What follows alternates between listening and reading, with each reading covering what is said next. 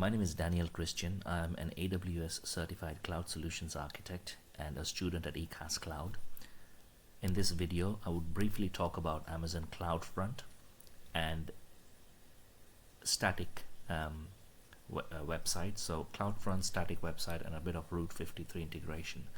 So what is Cloudfront? Cloudfront is a fast content delivery network service that securely delivers data, videos, applications, and APIs to customers globally with low latency. This is the key, with low latency and high transfer speeds.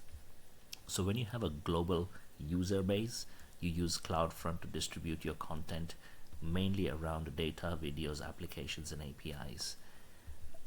The use cases: deliver fast, secure websites, accelerate dynamic content delivery, stream video live and on demand, and distribute software, game patches, IoT, OT updates, etc.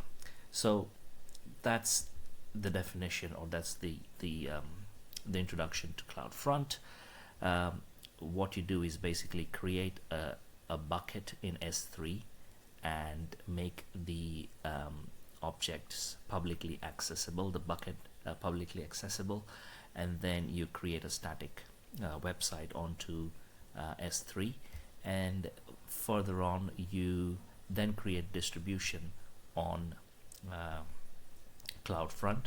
So when you create distribution on Cloudfront, you basically select your bucket over here.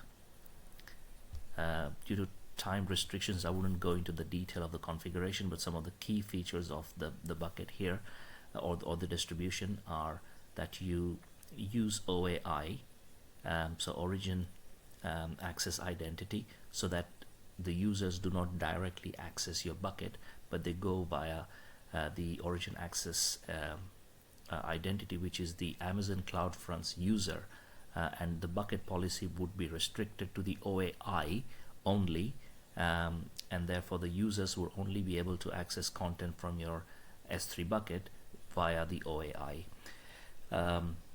And so update the bucket policy, so Cloudfront will do that for you, and then you basically follow through the rest of the configuration depending on your preferences, whether you want HTTP or you want HTTPS only, so on and so forth. And basically, if we look at the topology, then this is what it looks like. So here are your users. They access Cloudfront, or they access your S3 via the Cloudfront distribution. OAI is your user, which then accesses the bucket through via the bucket policy. So that's the topology. That's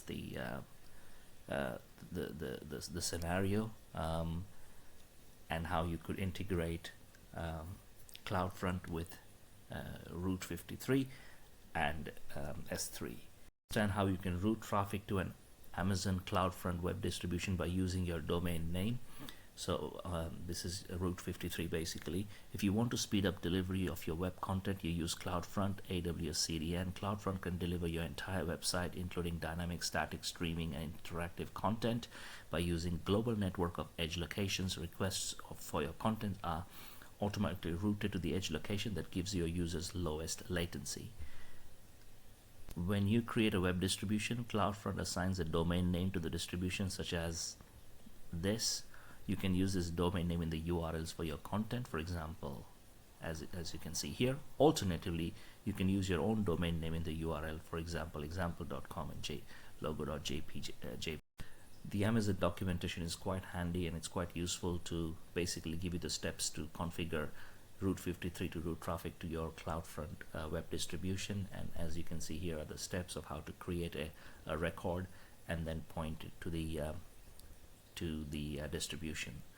So hope this has helped. The time is not in a very limited time I'm doing this video, so hopefully this has given you an overview of how Cloudfront works. Thank you.